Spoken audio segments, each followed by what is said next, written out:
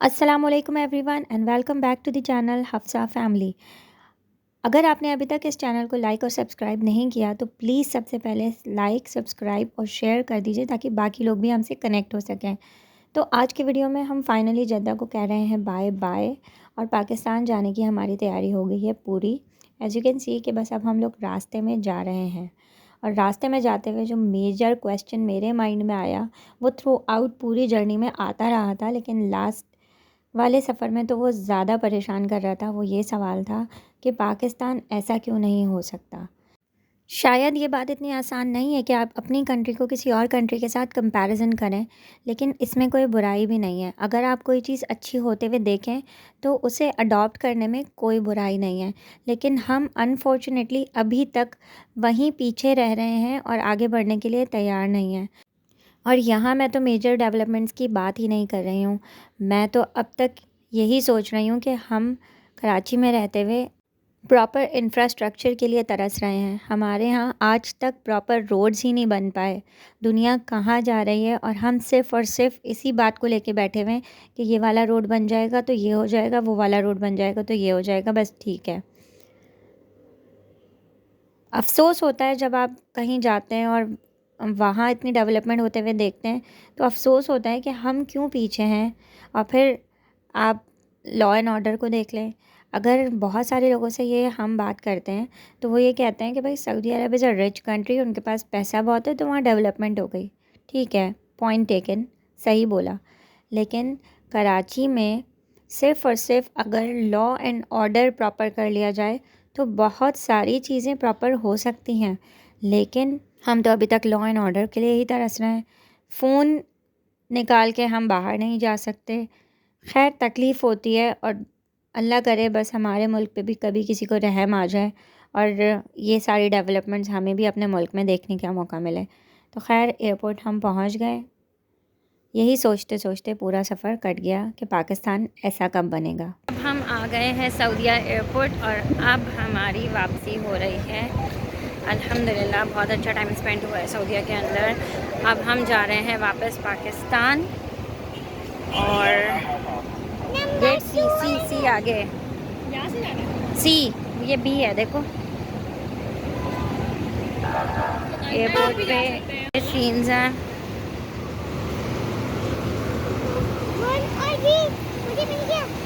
B1 पे जाना नहीं, सी बोला है।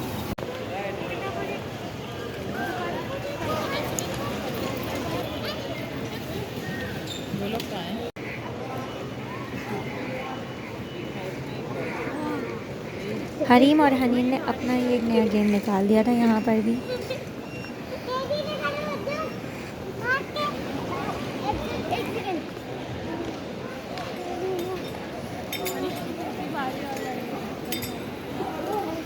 जाने नहीं देंगे अंदर बेटा, उसको अगर आप खोल लोगे तो जाने यहीं रोक लेंगे। चल तुम लोग खड़े रहो इधर, मैं ला रही हूँ ताए जान को बोलती हूँ दिला देंगे। की लाइन कराची के लिए इतनी बिज़ी।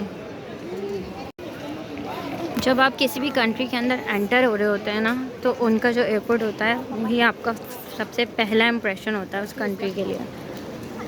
आप देख सकते हैं कि इनका जो एयरपोर्ट है वो कितना क्लासी लग रहा है।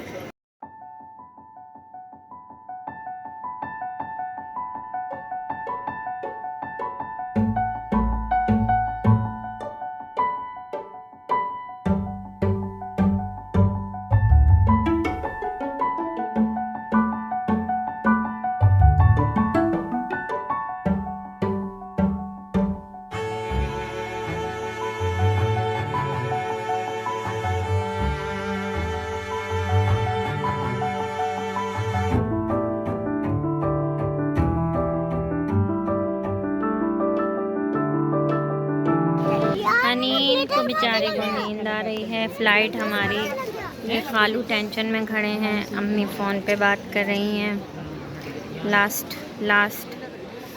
इफ़रा और आशा खाला ये बैठी हुई। Bye bye Ifra. और हसन ये रहे। और हमारी फ़्लाइट हो गई है 2 घंटे डिले। 2 घंटे, 1 घंटे। तो अब हमें और मज़ीद वेट करना पड़ेगा। और यहाँ से हम एंटर होंगे और इन लोगों को बाय बाय करेंगे यहीं पर ही। और मुझे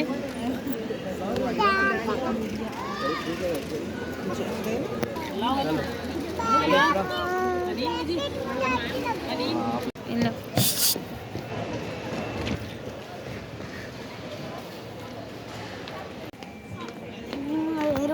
हरीम के साथ ट्रैवलिंग करना बिल्कुल भी आसान नहीं था। Trust me when I say that.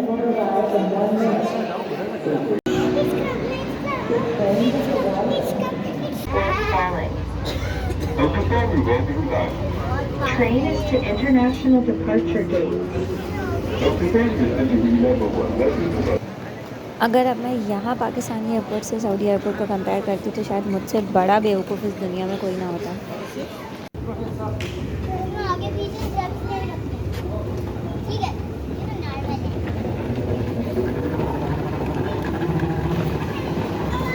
Saudi अरब में लास्ट अलबेक खाने जा रहे हैं, उसके बाद जस्ट फ़्लाइट में जाएंगे। रश देखें भाई, यहाँ पे सारे के सारे अलबेक खा रहे हैं और लेके भी जा रहे हैं। This is some crazy crowd at Albaik. उधर का ये हमारा जहाज़ है, लग गया है यहाँ पे, लेकिन अभी डिले हो गई फ्लाइट, कुछ इश्यूज हो गए हैं, क्या हुआ है अल्लाह जाने। पूरी इन्फॉर्मेशन तो यहाँ कोई देता नहीं है, तो बस हम सिर्फ वेट ही कर रहे हैं। हनीन हरीम बहुत ज़्यादा एक्साइटेड है फ़्लाइट के लिए। हरीम कितनी एक्साइटमेंट हो रही है कराची जाने के लिए? थोड़ी सी। कराची की बात हो रही है अभी तो।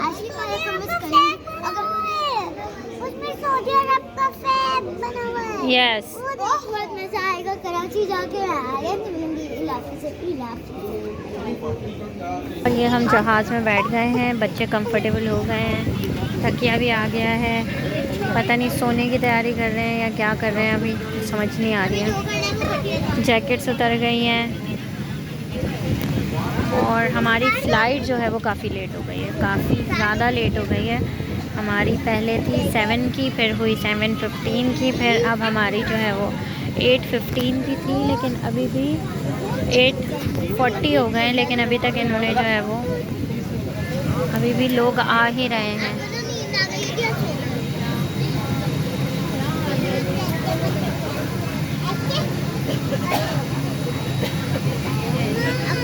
ये मेरा ट्रैक रिकॉर्ड रहा है, जब भी मैं किसी फ़्लाइट में होती हूँ वो टाइम पर नहीं जाती वो हमेशा डिले होती है, और ये आज भी मेरा जो है वो कंटिन्यू रहा है रिकॉर्ड।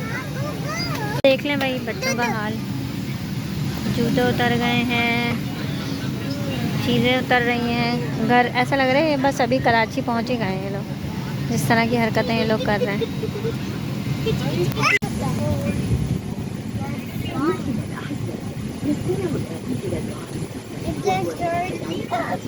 डिनर में हमारे ये ऑप्शंस थे, और मैंने सोचा कि पिज़्ज़ा शायद बहुत ही अच्छा होगा, तो चलो पिज़्ज़ा ट्राई कर लेते हैं।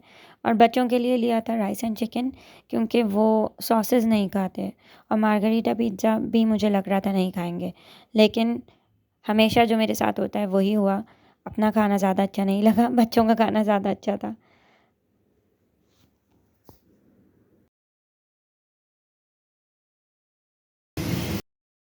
और यहाँ हुई थी मुझसे एक बहुत बड़ी गड़बड़। वो गड़बड़ क्या हुई थी वो आगे आपको पता चल जाएगी।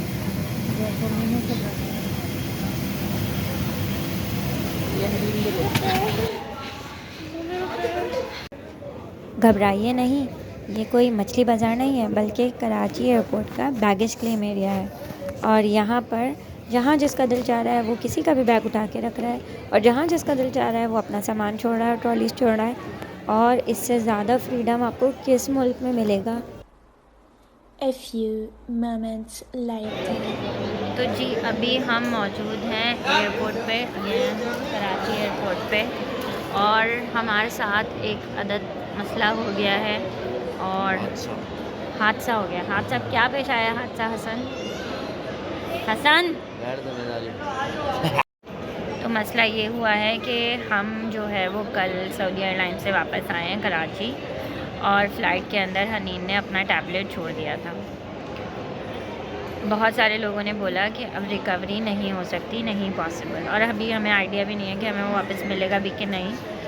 उसी वक्त फ़ौरन से इंक्वायरी वगैरह क्लेम करी थी, सब बात करी थी।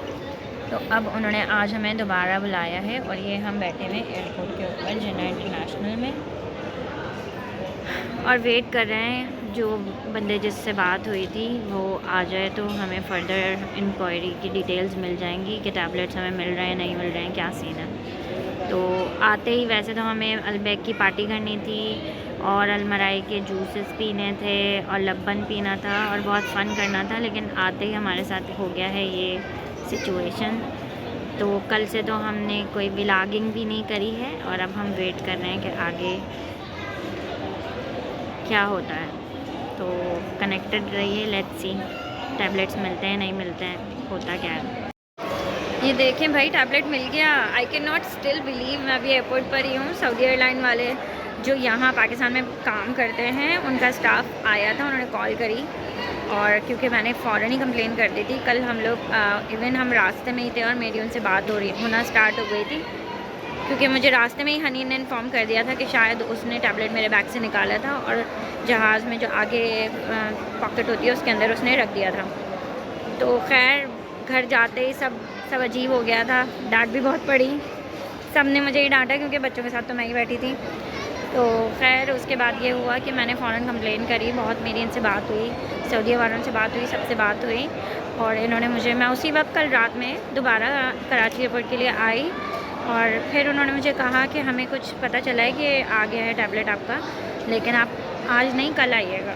तो 24 आवर्स के बाद हम दोबारा एयरपोर्ट पे खड़े हुए और अभी उन्होंने मुझे ये टैबलेट दे दिया है।